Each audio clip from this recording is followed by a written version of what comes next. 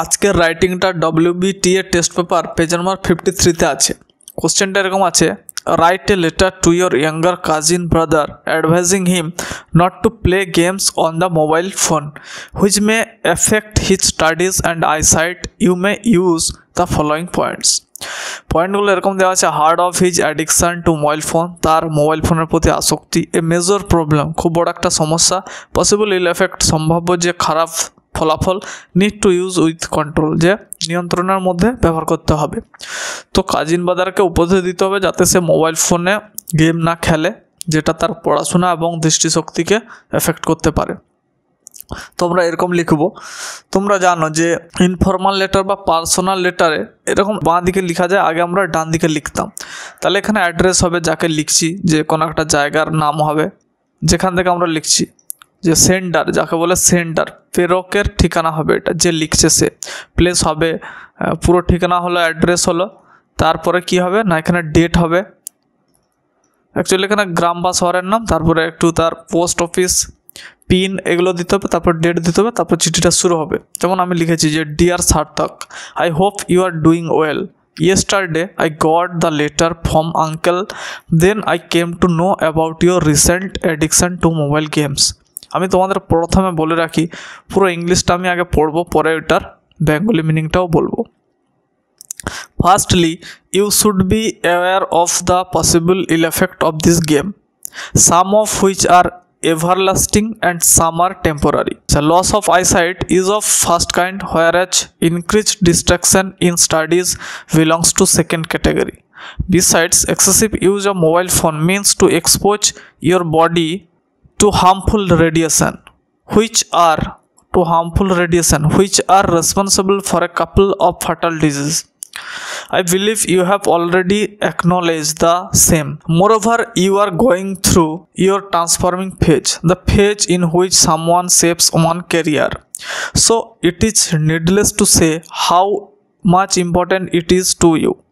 You should not waste your valuable time in such frivolous activities.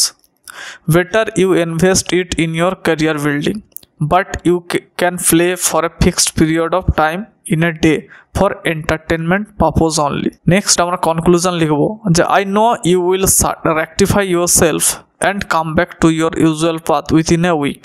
Hoping for the best, I will wait for your response. Give my regard to uncle and aunt.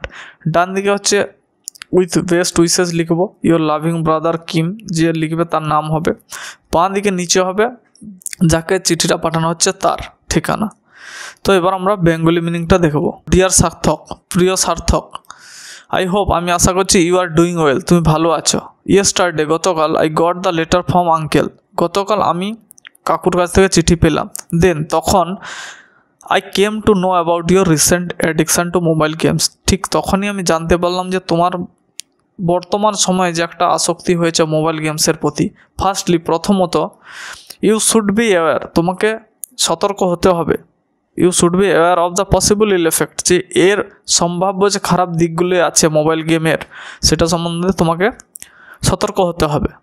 Some of which are everlasting, কিছু আছে permanent হয়, যে দীর্ঘক্ষণের জন্য ওটা effect করে, ক্ষতি করে অনেক দিনের জন্য। অ্যান্ড সাম আর টেম্পোরারি, এবং কিছু হয় কি না ক্ষণস্থায়ী, কম সময়ের জন্য ওটা এফেক্ট করে। লস অফ আইসাইট, দৃষ্টিশক্তি হারানো, ইজ অফ ফার্স্ট কাইন্ড, দৃষ্টিশক্তি হারানোটা হচ্ছে প্রথম ধরনের, যেটা হচ্ছে পার্মানেন্ট হয়।